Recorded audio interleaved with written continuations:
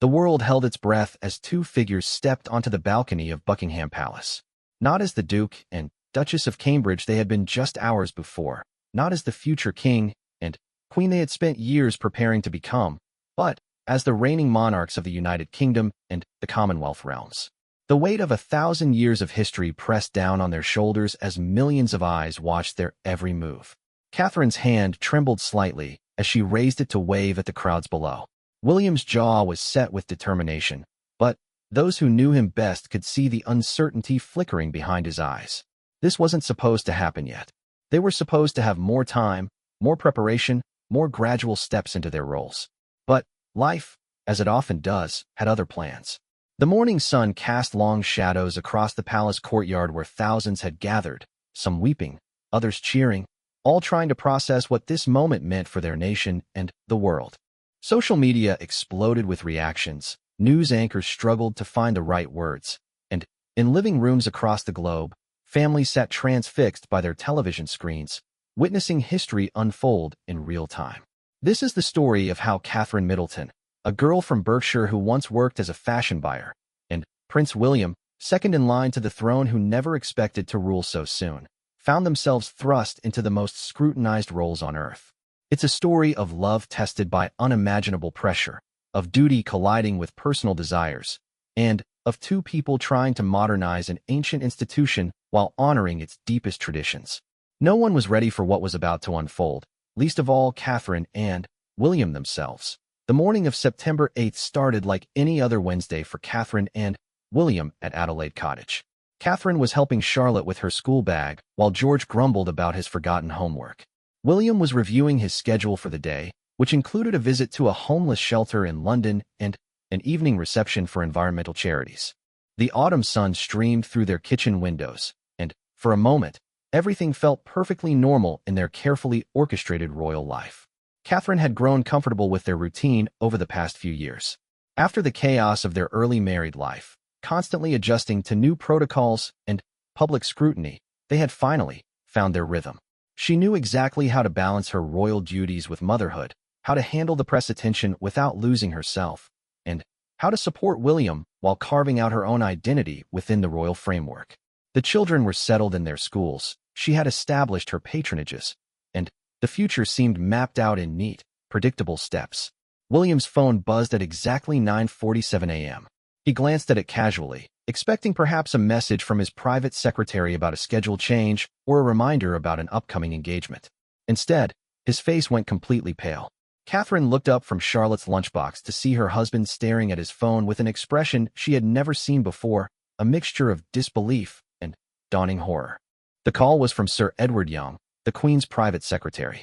His usually composed voice was strained as he delivered news that would change everything. Queen Elizabeth II had passed away peacefully at Balmoral Castle in Scotland.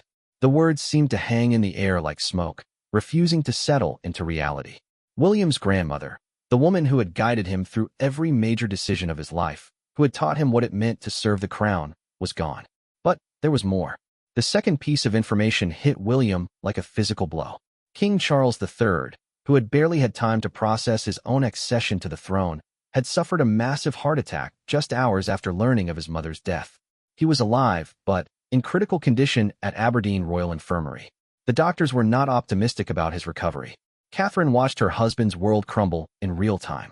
She had seen him sad before, worried, even angry, but she had never seen him look so lost. The phone slipped from his hands and clattered onto the kitchen counter.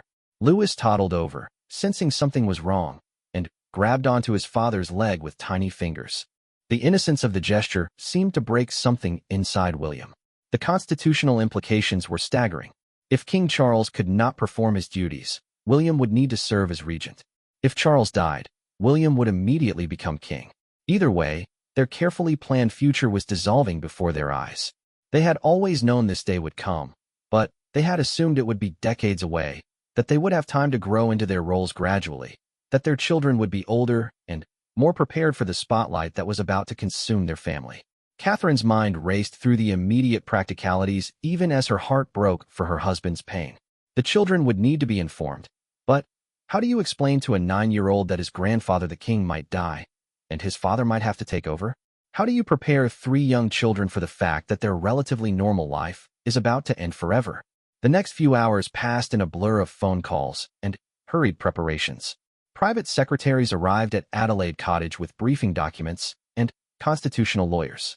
Security was quietly increased around the property. The children were collected from school with minimal fuss, told only that there was a family emergency and they needed to come home. Catherine found herself in the strange position of having to comfort not just William, but also the staff who looked to them for guidance. Everyone seemed to be in shock, moving through their duties automatically while trying to process the magnitude of what was happening. She had always been good in a crisis, but this was beyond anything she had ever faced. The decision was made to travel immediately to Scotland. Catherine packed quickly, her hands moving automatically through the familiar routine of preparing for a royal trip, but everything felt different now. She wasn't packing as the Duchess of Cambridge going to support her family. She was potentially packing as the future queen consort, preparing for a role she had thought she would have years to grow into.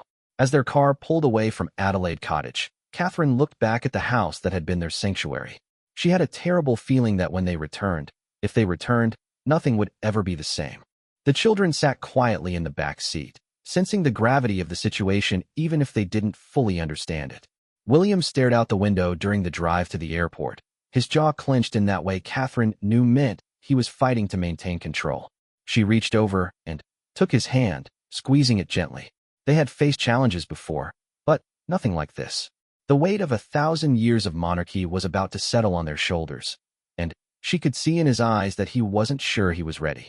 The flight to Scotland felt endless. Catherine kept thinking about Queen Elizabeth, the woman who had welcomed her into the family with such grace and wisdom. She remembered their private conversations, the way the Queen had gently guided her through the early years of royal life, always patient, always understanding. The thought that she was gone felt impossible to accept. But even as she grieved, Catherine's practical mind was already working. If William became king, she would become queen consort. She thought about all the conversations she had had with the Queen about the role, the advice she had been given about balancing duty and family, about the sacrifices that would be required. She had listened attentively, thinking she had years to absorb and prepare for these lessons. Now it seemed she might need to put them into practice immediately. When they landed in Scotland, the full weight of the situation became clear. The usually discreet royal protection officers were now accompanied by additional security. Cars were waiting with flags and official protocols that hadn't been used in their presence before. Everyone was treating William with a new level of deference that made Catherine's stomach clench with anxiety. The drive to the hospital was silent except for the low murmur of their private secretary briefing William on constitutional procedures. Catherine half listened, but mostly she watched the Scottish countryside pass by and tried to prepare herself for whatever came next. She thought about her children, probably having dinner at Adelaide Cottage with their nanny, unaware that their world was about to change forever. At the hospital, the scene was controlled chaos. Senior members of the royal family were arriving from all directions, their faces grim with worry and grief. Catherine had attended many royal events over the years, but this felt different. This wasn't a ceremonial gathering. This was a family in crisis, dealing with not just personal loss, but constitutional implications that could reshape the monarchy. Prince Harry had flown in from California, his face haggard with exhaustion and grief. Despite all the family tensions of recent years, he embraced William immediately, and for a moment, Catherine saw a glimpse of the brothers they used to be. Princess Anne was coordinating with officials and medical staff with her usual efficiency, but Catherine could see the strain in her eyes. The whole family was struggling to process not just the death of their matriarch, but the uncertainty surrounding Charles's condition. The doctors were cautiously optimistic, but realistic about the challenges ahead. King Charles III had survived the heart attack, but the damage to his heart was significant. He would likely face a long recovery, and there were questions about whether he would ever be able to resume full royal duties. In the meantime, William would need to step in as regent, taking on many of the responsibilities of the crown while his father recovered. As Catherine sat in the hospital waiting room, surrounded by family but feeling more alone than ever, she realized that everything they had planned for, everything they had prepared for, was happening decades ahead of schedule. The gradual transition they had envisioned was gone. Instead, they were being thrown into the deep end of royal duty with no time to adjust. She looked over at William, who was deep in conversation with constitutional experts and government officials. Even in his grief, he was already stepping into his new role, making decisions that would affect millions of people. She felt a surge of pride mixed with terror. She had always known he would be a great king someday, but she hadn't expected someday to be today. The next few hours would determine not just the future of their family, but the future of the monarchy itself. As Catherine prepared to step into a role she had thought she would have years to grow into, she drew strength from the memory of Queen Elizabeth's final words to her just weeks before. The Queen had taken her aside after a family gathering and said simply, "You're stronger than you know, my dear. When the time comes, you'll know what to do." The time had come sooner than anyone expected, and Catherine could only hope that the Queen's faith in her was justified.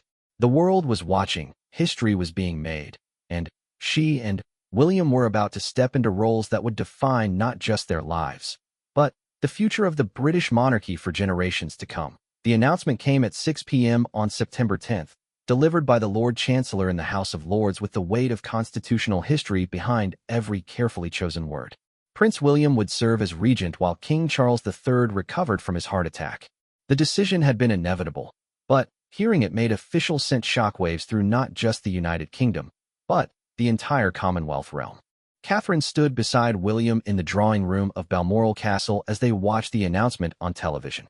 The words, "His Royal Highness the Prince of Wales will assume the duties of regent," seemed surreal even as they heard them spoken aloud. She watched her husband's reflection in the darkened window, seeing a man who looked older than he had just days before, the weight of responsibility already changing him in ways both subtle and profound. The practical implications hit immediately. Their security detail doubled overnight, with protection officers who had previously guarded the monarch now assigned to them. Every movement, every decision would now be scrutinized not just by the media, but by constitutional experts, government ministers, and world leaders. Catherine realized with a start that her husband was now, for all practical purposes, functioning as the King of England. The first test came within hours. A crisis was brewing in one of the Commonwealth nations, requiring immediate royal attention.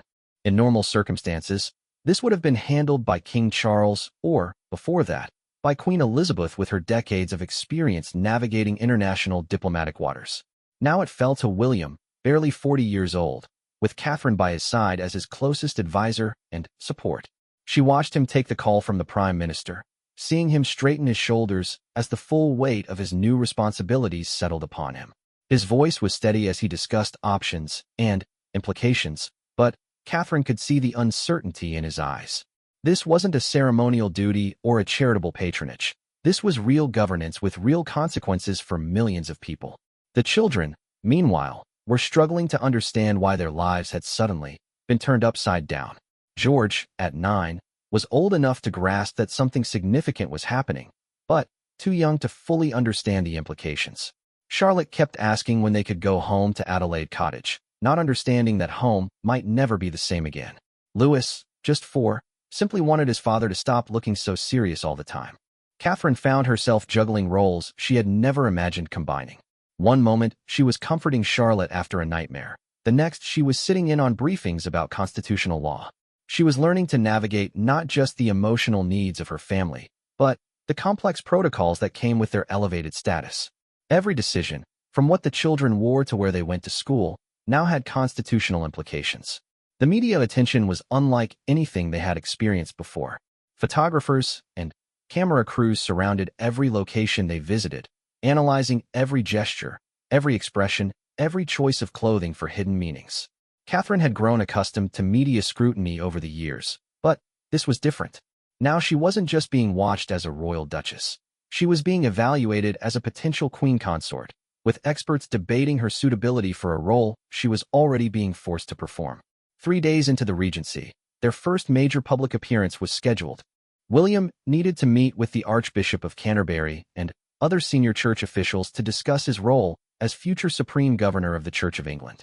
Catherine would accompany him, marking her first public appearance since taking on her new responsibilities. The morning of the meeting, Catherine stood in front of her mirror longer than usual, knowing that every detail of her appearance would be dissected by the press. She chose a simple navy dress, understated jewelry, and a solemn expression that she hoped conveyed both respect for the gravity of the situation and confidence in their ability to handle it. But, inside, her stomach was churning with nervousness. The car ride to Lambeth Palace was tense. William was reviewing briefing notes, preparing for discussions that would shape his future role as head of the church. Catherine watched London pass by through tinted windows, seeing crowds of people gathered along their route. Some waved and cheered, others simply stared, trying to process this unprecedented situation. She realized that these people were looking to them for stability and reassurance in a time of uncertainty. At Lambeth Palace, the Archbishop greeted them with a mixture of formality and genuine warmth. Catherine had met him several times before, but this meeting felt different. They weren't just discussing ceremonial duties. They were talking about William's future role as the spiritual head of the Church of England, a responsibility that came with enormous moral and ethical weight. During the meeting, Catherine mostly listened, but she found herself asked for her opinions on several matters related to the Church's role in modern society and the monarchy's relationship with faith communities. She drew on conversations she had had with Queen Elizabeth about balancing tradition with progress, about maintaining the spiritual significance of the monarchy while making it relevant to contemporary Britain. After the meeting, they faced their first major press conference since the Regency began. The questions came fast and pointed, focusing not just on constitutional matters, but on personal ones. How were they coping with the pressure? How were they preparing their children for their changed circumstances? What did this mean for their previous charitable work and patronages? William handled the constitutional questions with growing confidence, but Catherine could see the strain when reporters asked about their family life. She stepped in smoothly, explaining that while their circumstances had changed dramatically, their commitment to their children and to each other remained their top priority. Her calm, measured responses seemed to reassure not just the reporters, but William himself. That evening, back at Balmoral, they had their first real chance to talk privately since the crisis began. Catherine found William in the Queen's former study, surrounded by red boxes full of government papers that now required his attention. The sight of him at that desk, where Queen Elizabeth had worked for so many decades, brought home the reality of their situation in a way that nothing else had. They talked late into the night about fears and hopes, about the children and the future, about the weight of responsibility that had fallen on their shoulders so unexpectedly. Catherine shared her own struggles with suddenly finding herself in a role she had thought she would have years to prepare for. William admitted that he felt like he was drowning in responsibilities he didn't fully understand, trying to honor his grandmother's legacy while forging his own path. The next few days brought a steady stream of challenges. Foreign dignitaries requested meetings, constitutional experts needed decisions on precedent-setting issues, and the government required royal assent on legislation that couldn't wait for King Charles's recovery. Catherine watched William grow into his role with each passing day, but she could also see the toll it was taking on him. She began to establish her own routine, balancing support for William with her responsibilities to their children and her emerging role in royal duties. The Queen had once told her that being a royal consort was about being strong enough to support your husband while being visible enough to serve the people in your own right. Catherine was learning to walk that delicate line. One particularly challenging day involved a visit from the Prime Minister to discuss a potential state visit from a controversial foreign leader. Catherine sat in on the meeting, watching William navigate complex political waters while trying to maintain the monarchy's traditional stance of political neutrality. She found herself impressed by his diplomatic skills, but also worried about the pressure he was under to make decisions that could have far-reaching consequences. The children's adjustment was perhaps the hardest part. George began having trouble sleeping, worried about his father and confused about their changed circumstances. Charlotte became clingy, afraid to let Catherine out of her sight for fear that she too might suddenly have to take on new responsibilities. Louis was too young to understand, but he sensed the tension and became more demanding of attention. Catherine worked with child psychologists to help them process the changes, but she knew that their childhood as they had known it was over. They would grow up in an even more intense spotlight, with greater expectations and fewer opportunities for normalcy. The weight of that responsibility felt almost overwhelming. 2 weeks into the Regency, they received news that King Charles was showing signs of improvement, but his recovery would be much longer than initially hoped. The doctors were cautiously optimistic about his eventual return to full duties, but it could be months or even years. William and Catherine began to accept that their temporary arrangement might become a much more permanent reality. The realization brought both relief and terror. Relief that King Charles would likely recover, but terror at the prospect of continuing in these roles for an extended period. They weren't just filling in during a brief crisis. They were potentially stepping into their ultimate destiny decades ahead of schedule. Catherine began working with royal household staff to establish new routines and protocols that could sustain them through a longer regency period. She started taking on more official duties herself, representing William at events when he couldn't attend, and gradually assuming some of the ceremonial responsibilities that would eventually be hers as queen consort. The public response was mixed but generally supportive. Many people admired how William and Catherine had stepped up during the crisis, but others worried about their relative youth and inexperience. Catherine knew they were being tested not just by circumstances, but by the British people and the world, all of whom were watching to see if they were truly ready for the roles they had inherited. As the second week of Regency drew to a close, Catherine reflected on how much their lives had changed in such a short time. 2 weeks ago, she had been planning school runs and charity events. Now she was attending Privy Council meetings and state dinners, making decisions that affected millions of people. The learning curve had been steep, but she was beginning to feel like she might actually be capable of rising to meet it. The real test would come with their first major state occasion as regent and consort. A previously scheduled state dinner with the French president couldn't be postponed, and it would be their first time hosting such an event in their new roles. Catherine knew that how they handled it would send a message to the world about their readiness to assume their ultimate responsibilities as king and queen. The state dinner with the French president was scheduled for October 15th, just 5 weeks after Queen Elizabeth's death, and 3 weeks into William's regency. What should have been a routine diplomatic event had transformed into the most scrutinized royal occasion in decades. Every detail would be analyzed, every gesture interpreted, every protocol decision examined for signs of whether William and Catherine were truly ready to represent Britain on the world stage. Catherine stood in the blue drawing room at Buckingham Palace, where she and William were receiving their final briefing from the master of the household. The room felt different now than it had during previous state occasions she had attended. Before, she had been a supporting player, following Catherine's lead and learning from the Queen's example. Now she was center stage, responsible for ensuring that centuries of royal protocol were followed while also modernizing traditions that had grown stale. The guest list alone had required weeks of careful consideration. Beyond the usual diplomatic and political figures, William and Catherine had decided to include representatives from various cultural and charitable organizations, reflecting their vision of a more inclusive and representative monarchy. It was a subtle but significant departure from traditional state dinner protocol, and one that had required careful negotiation with both the Foreign Office and the French Embassy. Catherine had spent hours with the palace's head chef, reviewing menu options that would honor French culinary traditions while showcasing British ingredients and cooking techniques. She insisted on including dishes that reflected the modern, multicultural Britain she and William wanted to represent, while still maintaining the elegance and sophistication expected at a state dinner. Every course had been tasted and approved, every wine pairing carefully considered. The morning of the dinner, Catherine woke early to review her speech one final time. She would be giving the toast to the French president, a role traditionally reserved for the monarch or, in this case, the regent. The speech had been written and rewritten dozens of times, balancing diplomatic courtesy with personal warmth, acknowledging the shared history between Britain and France while looking forward to future cooperation. William was in his study, having a final conversation with the Prime Minister about several sensitive topics that might arise during the dinner's private discussions. Catherine could hear the murmur of their voices through the closed door, discussing everything from trade agreements to security cooperation, from climate change initiatives to immigration policy. She marveled at how quickly William had grown comfortable with these high-level political discussions, though she could still see the strain in his eyes when he thought no one was watching.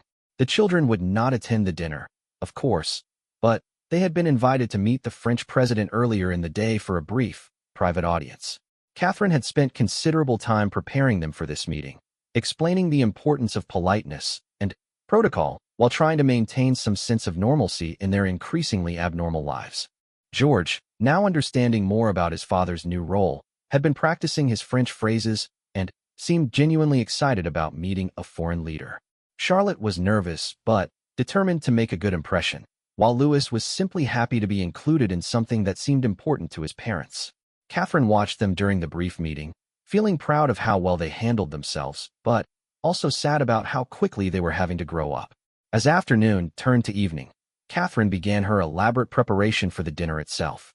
The dress had been chosen weeks in advance, a stunning midnight blue gown by a British designer that honored tradition while reflecting her own personal style. The jewelry selection had been equally carefully considered, including several pieces from Queen Elizabeth's collection that had been specifically chosen to send a message of continuity and respect for tradition. Her lady-in-waiting helped her with the final touches, ensuring every detail was perfect. Catherine looked at herself in the mirror and saw not just the Duchess of Cambridge she had been for over a decade, but the woman who might one day be queen. The transformation wasn't just in her appearance. She could feel a new confidence, a growing comfort with the weight of responsibility that had been placed on her shoulders. William was waiting for her in the grand hall, resplendent in his military dress uniform with the decorations and orders that reflected his new status as regent. When he saw her, his face lit up with the same smile that had captured her heart all those years ago at university. But there was something different in his eyes now, a depth that came from carrying the weight of the crown. The French president and his wife arrived precisely on schedule, their motorcade sweeping through the palace gates as crowds of onlookers gathered outside the railings. Catherine and William greeted them in the grand entrance with all the ceremony the occasion demanded, but she was pleased to see genuine warmth in the exchanges. Diplomacy was about more than just protocol. It was about building personal relationships that could weather political storms.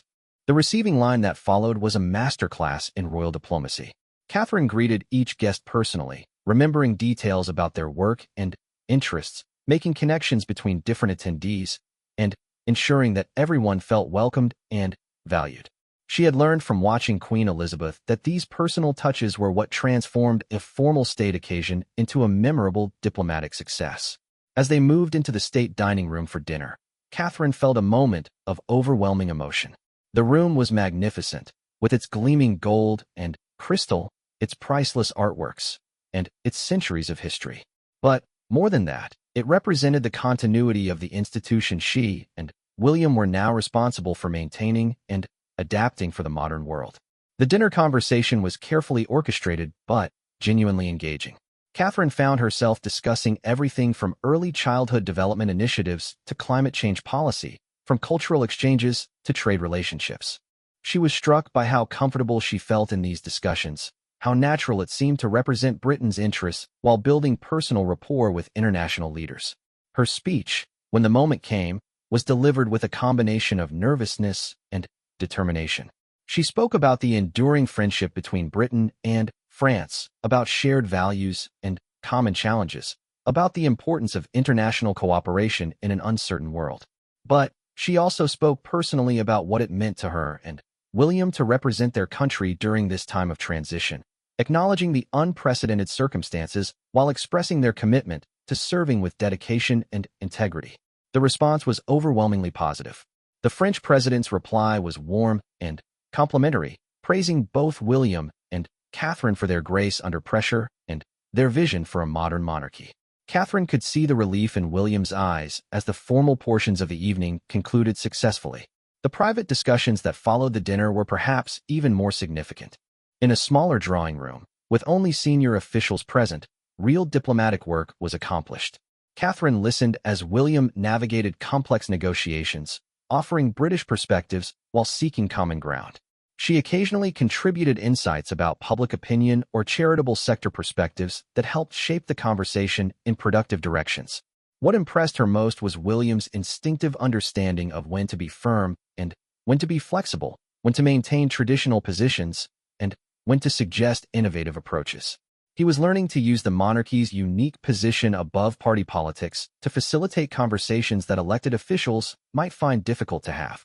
One particularly delicate moment arose when the French president asked directly about King Charles's condition and the likelihood of his return to full duties. William's response was carefully calibrated, expressing optimism about his father's recovery while acknowledging the uncertainty of the timeline. Catherine admired how he balanced transparency with discretion, providing enough information to satisfy diplomatic curiosity without revealing sensitive medical details. As the evening wound down, Catherine found herself reflecting on how much she had changed in just a few short weeks.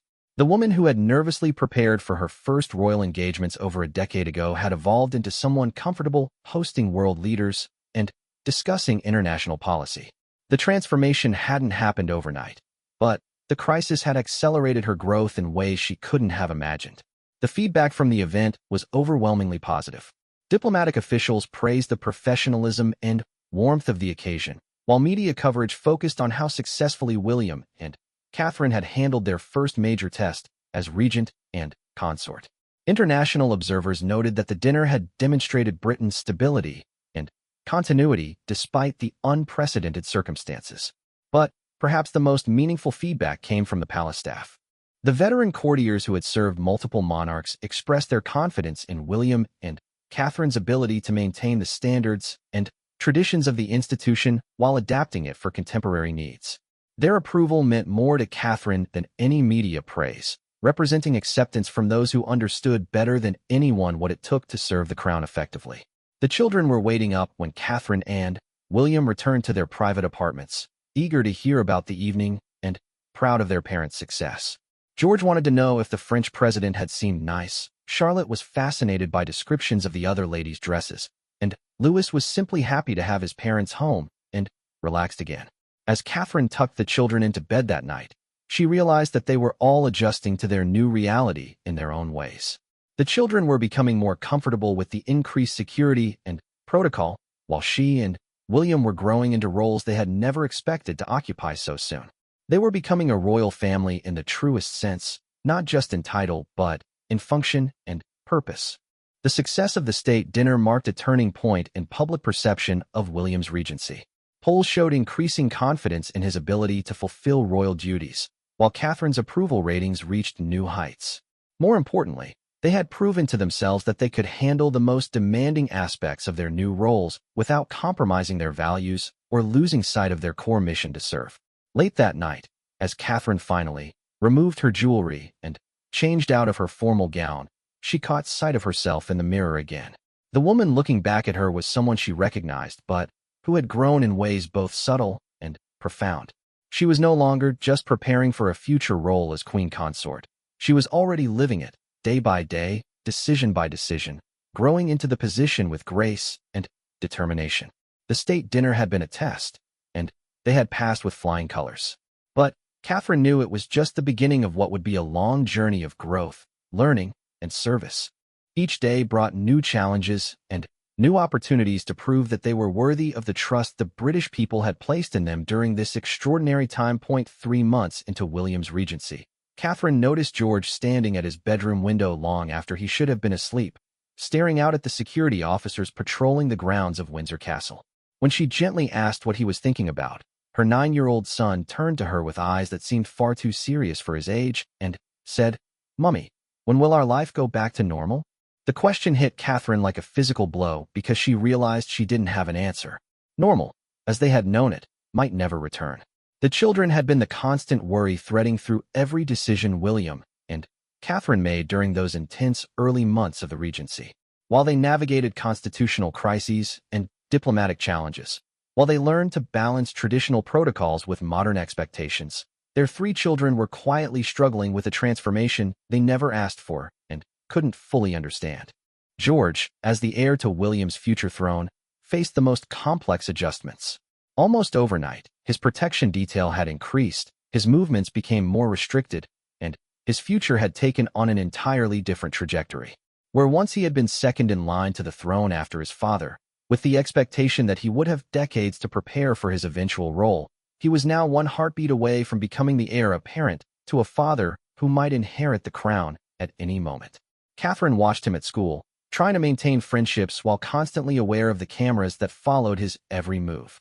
His teachers reported that he had become more withdrawn, less willing to participate in activities that might draw attention to himself.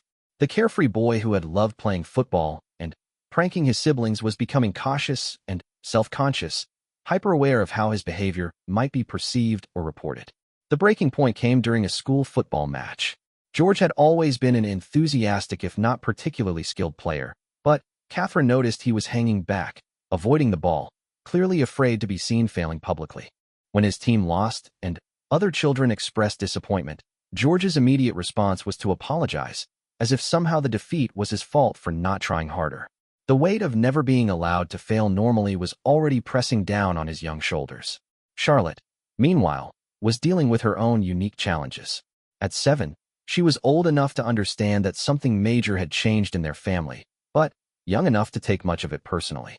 She had become clingy with Catherine, afraid that her mother might suddenly be called away for important duties the way her father often was. She started having nightmares about being left alone, about not being good enough to be a princess, about making mistakes that would embarrass the family. The intensity of media scrutiny was particularly hard on Charlotte. Fashion magazines analyzed her outfits, child development experts commented on her behavior at public events, and royal watchers dissected every expression and gesture for signs of how she was coping with her family's elevated status. Catherine found herself second-guessing every clothing choice, every hairstyle, every public interaction, knowing that Charlotte would be judged not just as a child but as a future working royal. One particularly difficult incident occurred during a charity event when Charlotte, overwhelmed by the crowds and cameras, had a very normal 7-year-old meltdown. The resulting headlines and commentary about her behavior problems and questions about whether she was being adequately prepared for royal life sent Catherine into a protective fury that surprised even her. She realized she was fighting not just for her daughter's privacy, but for her right to be a child making childish mistakes without the weight of constitutional significance. Louis, at 4, was perhaps both the most protected and most vulnerable. Too young to understand the full implications of their changed circumstances, he was nevertheless affected by the increased tension in the household, the constant presence of additional security, and the fact that his parents were often distracted by responsibilities that took them away from family time. His response was to become more demanding of attention, more prone to tantrums when he couldn't get the immediate response he wanted. Catherine found herself constantly torn between her duties as a royal consort and her responsibilities as a mother. Every public engagement meant time away from children who were struggling to adjust to their new reality. Every decision about their education, their social activities, their exposure to royal duties had to be weighed against constitutional considerations and public expectations. The question of schooling became particularly complex. George and Charlotte had been thriving at Thomas's Battersea, a private school that had managed to provide them with a relatively normal educational experience despite their royal status. But with their elevated position came increased security concerns and media attention that was disruptive to other students and families. The school's headmaster arranged several meetings with Catherine and William to discuss additional security measures and protocols for managing press attention. Catherine spent hours researching alternative educational options, from private tutoring to different schools with more experience handling high-profile students. Each option came with trade-offs between normalcy and security, between privacy and preparation for their future roles. She found herself envying parents who could make educational decisions based purely on what was best for their child's academic and social development, rather than having to consider constitutional implications and security protocols. The children's emotional well-being became Catherine's top priority, even as she struggled to balance that with her royal duties. She arranged for regular sessions with a child psychologist who specialized in helping children from high-profile families cope with unusual circumstances. The sessions were conducted with absolute discretion, but even finding qualified professionals who could be trusted with such sensitive information proved challenging. Dr. Sarah Matthews, the psychologist they eventually chose, had extensive experience with children facing extreme circumstances. Her first assessment of the children was both reassuring and concerning. They were all fundamentally resilient and well-adjusted, she reported, but they were also showing signs of stress and anxiety that needed careful management. George was internalizing pressure and developing perfectionist tendencies that could become problematic. Charlotte was struggling with identity issues, unsure of who she was supposed to be versus who she wanted to be. Louis was exhibiting attention-seeking behaviors as he tried to compete with royal duties for his parents' focus. Catherine began implementing strategies to help the children maintain some sense of normalcy within their extraordinary circumstances. She established sacred family times when royal duties were not allowed to intrude, ensuring that meals together and bedtime routines remained consistent even during the busiest periods. She worked with their protection officers to find ways for the children to have as normal social interactions as possible, arranging playdates and activities that could accommodate necessary security measures without feeling oppressive. One of the most difficult conversations came when George asked directly whether he would have to be king someday, if something happened to his father. Catherine had rehearsed various ways to handle this question, but when it came in the middle of helping him with homework on an ordinary Tuesday evening, she found herself struggling to find the right words. She settled on honesty tempered with reassurance, explaining that yes, that might be his destiny someday, but that he had many years to grow and learn before that possibility became reality. George's response surprised her. Rather than fear or rejection, he showed a mature acceptance that was both admirable and heartbreaking. He asked practical questions about what being king would involve, whether he would still be able to have friends, whether his own children would face the same pressures he was facing. Catherine answered as honestly as she could while trying to emphasize that he had time, that the family would support him, that his happiness and well-being would always be their priority. Charlotte's reaction to learning more about her future role was different. She expressed worry about whether she would be good enough, whether people would like her, whether she would make mistakes that would hurt her family. Catherine found herself drawing on conversations she had had with Queen Elizabeth about the balance between duty and personal happiness, about the importance of staying true to yourself while serving others. The children's questions often revealed insights that surprised Catherine with their depth and wisdom. Charlotte wondered why some people seemed angry about their family having special privileges, showing an intuitive understanding of Republican sentiment that was sophisticated for her age.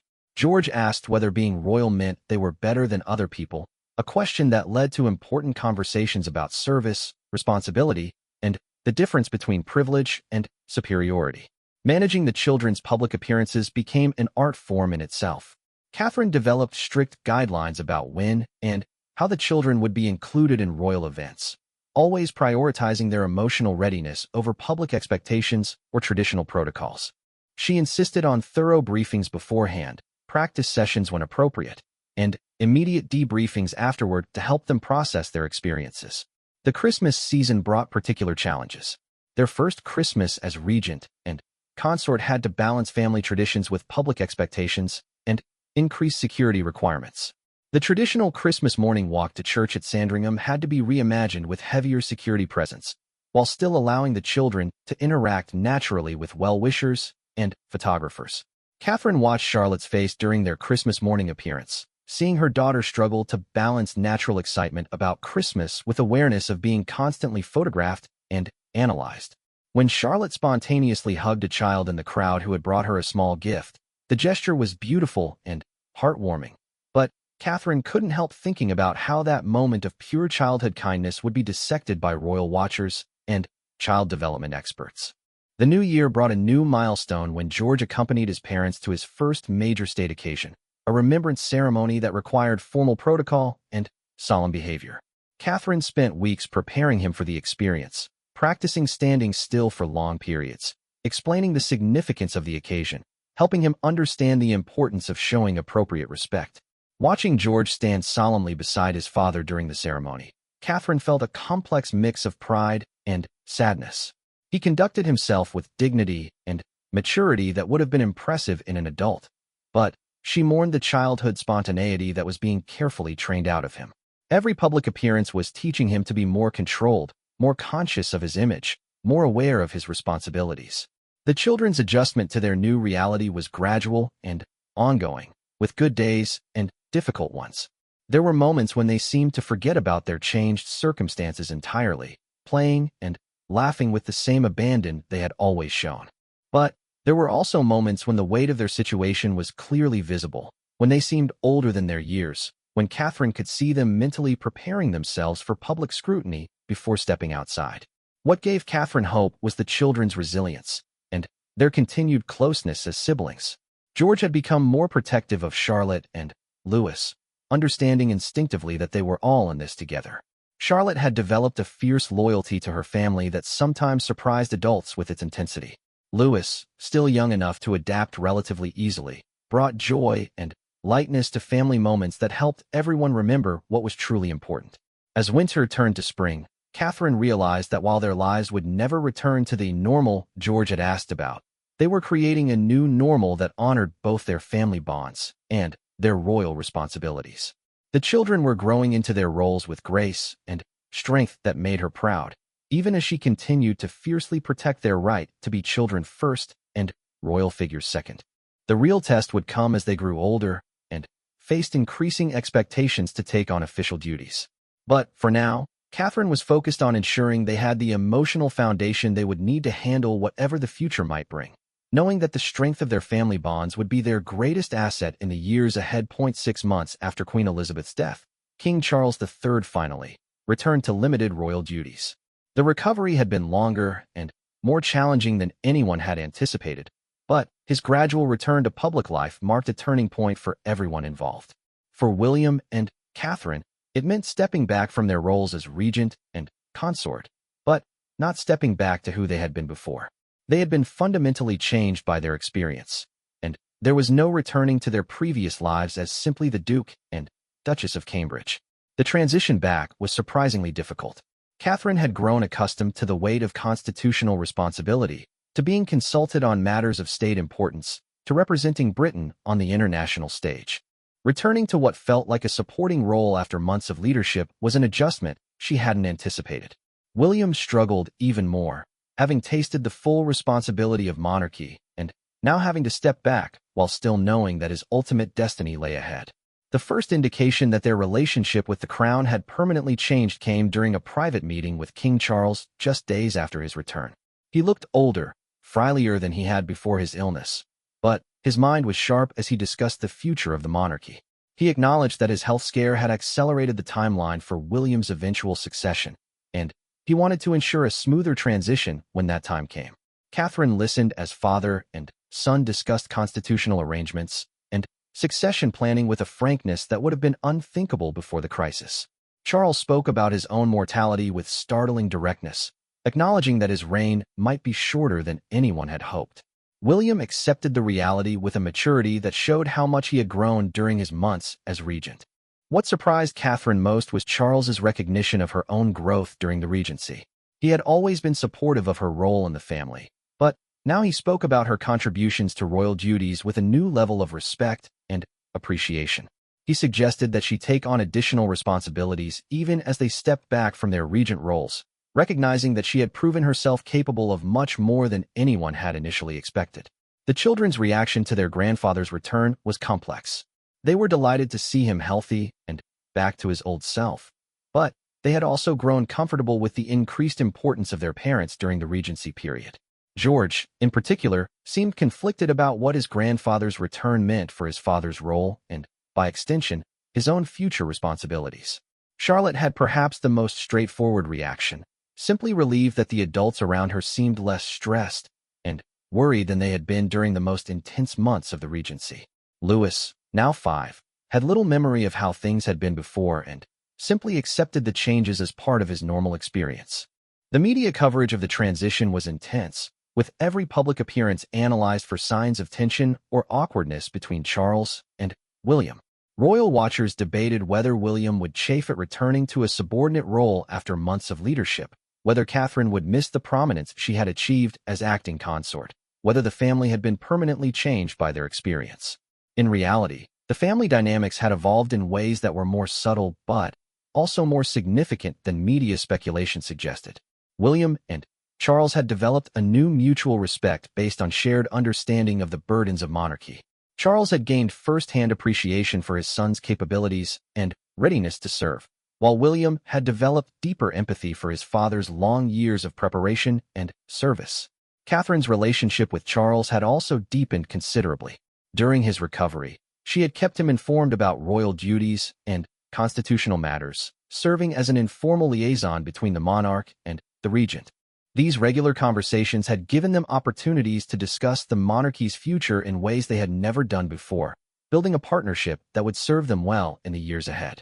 The children's relationship with their grandfather had also strengthened during his recovery. His health scare had made them more aware of his mortality, leading to more precious time spent together and deeper conversations about family history and tradition. Charles seemed to appreciate this new closeness, making more effort to be present for ordinary family moments despite his royal obligations. As spring turned to summer, a new rhythm emerged in the royal household. Charles resumed his traditional duties while William took on an expanded portfolio that reflected his enhanced status and experience.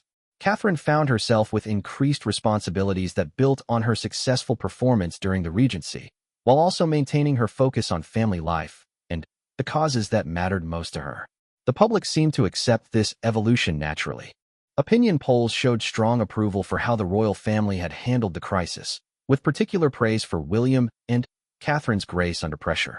The monarchy's approval ratings were higher than they had been in years, suggesting that the public had been reassured by seeing the institution's resilience and adaptability during a time of uncertainty. One particularly meaningful moment came during the state opening of Parliament in May. Charles presided over the ceremony as he had done many times before, but William's role was notably more prominent than it had been in previous years. Catherine, too, had a more central position in the proceedings, reflecting her elevated status within the royal hierarchy. The visual symbolism was clear. The monarchy was preparing for its future while honoring its past. The summer brought their first family vacation since the crisis began, a carefully planned trip to Scotland that balanced private family time with some low-key public engagements. Catherine watched the children relax and play with something approaching their old abandon, suggesting that they were finally adjusting to their new normal and finding ways to be themselves within it. George showed particular growth during this period, developing a more sophisticated understanding of his future role while also asserting his current identity as a child who deserved time to grow and learn. His questions about royal duties became more thoughtful and specific, but he also maintained healthy boundaries about when he was willing to discuss such serious topics. Charlotte continued to struggle occasionally with the intensity of public scrutiny, but she was developing better coping mechanisms and a stronger sense of her own identity separate from her public role. She had become fiercely protective of her family's privacy and dignity, showing an intuitive understanding of the balance between public service and personal boundaries. Louis remained the family's source of lightness and joy, his natural exuberance helping everyone remember the importance of maintaining perspective and finding happiness in simple family moments. His presence served as a constant reminder that their most important roles were as parents and children, not as public figures. As autumn approached, bringing with it the first anniversary of Queen Elizabeth's death, Catherine reflected on the extraordinary year they had all experienced. The woman who had stood beside William on that first day of regency, uncertain and overwhelmed by the responsibilities suddenly thrust upon them, felt like a different person from who she had become. She had discovered strengths she didn't know she possessed, developed skills she had never expected to need, and grown into a role she had thought she would have decades to prepare for. Most importantly, she had learned that she could handle whatever challenges the future might bring, not just as William's wife or the children's mother, but as a leader and public servant in her own right. The anniversary commemorations provided an opportunity for the family to honor Queen Elizabeth's memory while also celebrating their own growth and resilience. Catherine's speech at the memorial service was deeply personal, reflecting on the Queen's guidance and example while acknowledging how much they had all learned from the challenges of the past year. William's remarks focused on continuity and change, acknowledging that while the monarchy had evolved in response to unexpected circumstances, its fundamental commitment to service and duty remained unchanged. His confidence and authority were evident to everyone present, showing how thoroughly he had grown into his expanded role. The children's participation in the anniversary events was carefully managed but meaningful. They had all grown in their understanding of their family's history and their own places within it. Their poise and natural warmth during public appearances showed that they were learning to balance their royal roles with their individual personalities. Looking toward the future, Catherine felt a sense of readiness that she wouldn't have thought possible a year earlier. While she hoped that William's ultimate succession to the throne would still be many years away, she no longer feared it. They had proven to themselves and to the world that they could handle the highest levels of responsibility while maintaining their values and their close family bonds. The crisis that had seemed so overwhelming at the time had ultimately strengthened them as individuals and as a family. They had discovered that they were capable of much more than they had imagined, that their love for each other could sustain them through the most challenging circumstances, and that their commitment to service could coexist with their determination to protect their children's well-being. As Catherine tucked the children into bed on the anniversary of Queen Elizabeth's death, She felt profound gratitude for the lessons they had all learned and the growth they had all experienced. The year had been difficult, sometimes overwhelming, but it had also been transformative in the best possible ways. They were no longer the same people who had received that shocking phone call on a September morning. They were stronger, more confident, more prepared for whatever the future might bring. They had found their crowns not through inheritance or ceremony, but through service, sacrifice, and the daily choice to rise to meet extraordinary challenges with grace and determination. The future remained uncertain, as it always would for a royal family living in a rapidly changing world. But Catherine knew now that whatever came next, they would face it together, drawing strength from their shared experiences and their unshakable commitment to each other and to the people they served. They had been tested in ways they never expected, and they had emerged not just intact, but transformed and ready for whatever destiny awaited them.